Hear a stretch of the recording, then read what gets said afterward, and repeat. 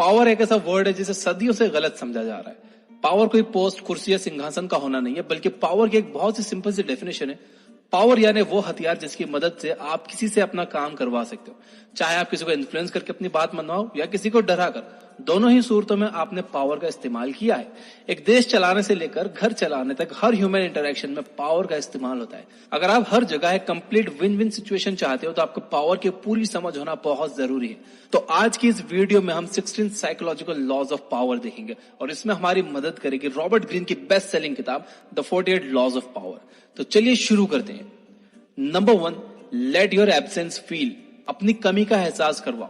Suresh factory में मन लगाकर काम करता था क्योंकि उसके मेंटर ने कहा था कि हार्ड वर्क पेज ऑफ, लेकिन उसका प्रमोशन तब भी नहीं हुआ, ना ही कोई स्पेशल हाइक मिला, जबकि फैक्ट्री के काम का सारा ट्रबल शूट वही करता था। यानी अगर वो ना हो तो बहुत परेशानी हो सकती थी। वो हार के अपने मेंटर के पास गया और मेंटर ने उससे कहा कि तुम ये तो जानते हो कि हार्डवर्क का फल जरूर मिलता है, लेकिन ये नहीं समझते कि वो फल तभी मिलता है जब आपका हार्डवर्क किसी को दिखे। जाओ कुछ दिन की छुट्टी ले लो, फिर देखो। उसने ऐसा ही किया। उसके एब्सेंस में सबको रियलाइज हुआ कि सुरेश कितना काम करता था। उसको कंपनी की तरफ से तुरंत प्रमोशन और हाइक दोनों मिला। चाहे आपका घर हो, सोसाइटी हो या आपका वर्क प्लेस, अगर आप लोगों को अपनी वैल्यू का एहसास करवाना चाहते हो तो अपनी एब्सेंस फील करवाओ। Number 2, stand about the crowd. भीड़ में अलग दिखो। आप भी लेट नाइट्स करते हो, टारगेट्स भी पूरे करते हो, तो क्या वजह है कि आपके कलीग को प्रमोशन मिल गया और आपको नहीं?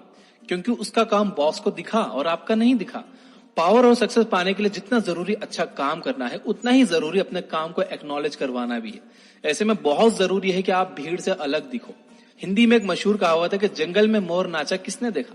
यानी आप अकेले में कितनी भी मेहनत करते रहो, कोई फायदा नहीं है। अपने काम को एक्नॉलेज करवाने के 2 टिप्स मैं आपको देता हूं। पहला, अपने गेस्चर, काम करने के तरीके और बातों के अंदाज में ऐसे चेंजेस लाओ कि लोग आपको नोटिस करें।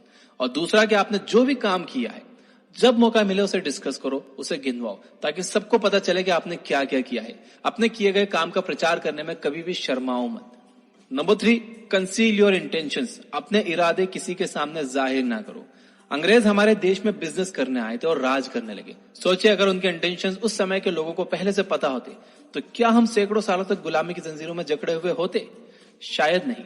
जब तक किसी को आपके इंटेंशंस नहीं पता, तब तक डीलिंग पावर आपके हाथ में होती है। अपनी डेली लाइफ में कई बार हम इस बात को रियलाइज नहीं करते और घाटा खा जाते हैं। जैसे आप कार खरीदने गए, आपको कार बहुत पसंद आई और आपने उसे लेने का मन बना लिया। अब 2 सिचुएशन हो सकती है। पहली, आपने एक्साइटमेंट में सेल्समैन को यह शो कर दिया कि आप उसे खरीदने के लिए कितने डेस्परेट हो, आपको कितनी ज्यादा वो कार पसंद आई है। ऐसे में सेल्समैन इसका एडवांटेज ले सकता है और हो सकता है कि वो प्राइस बढ़ा दे या आपको कोई अच्छा डिस्काउंट ना दे।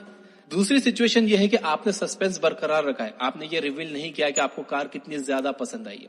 इस बार डीलिंग पावर आपके हाथ में रहेगी और डील क्रैक करने के लिए वो आपको मैक्सिमम पॉसिबल डिस्काउंट देगा।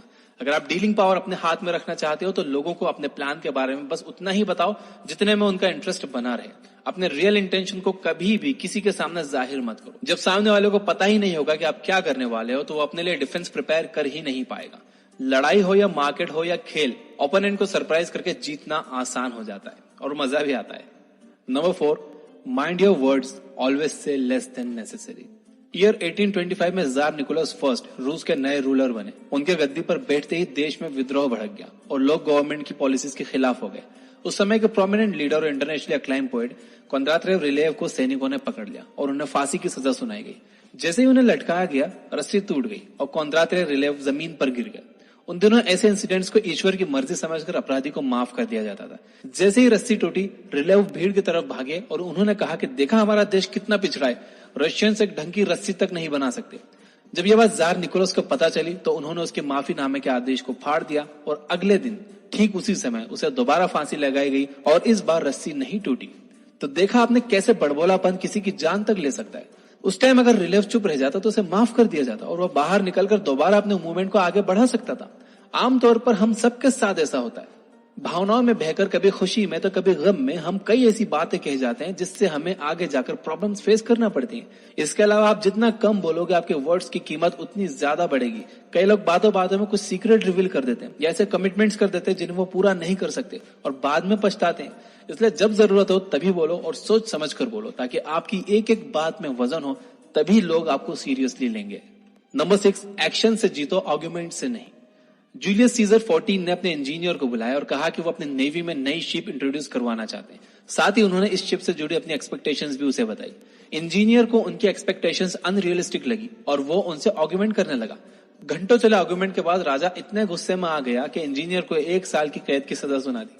कितना अच्छा होता अगर वो सीधे काम पर लग जाता और अपने एक्शंस के जरिए अपनी बात प्रेजेंट करता। आप चाहो तो किसी भी बात पर घंटों आर्गुमेंट कर सकते हो या फिर सीधे अपने एक्शन से अपना पॉइंट प्रूव कर सकते हो। आर्गुमेंट में जीत हासिल करके हो सकता है कि आपके दिल को तसल्ली मिल जाए, पर असल में आर्गुमेंट जीतने से किसी को कुछ हासिल नहीं होता, उल्टा इससे आपके रिश्ते और रेपुटेशन खराब होते हैं। तो फैसला आपका है, आर्गुमेंट में पढ़कर सब कुछ खोना चाहते हो या इसे अवॉइड करके अपने एक्शन से अपना पॉइंट प्रूव करना चाहते हो। नंबर 6,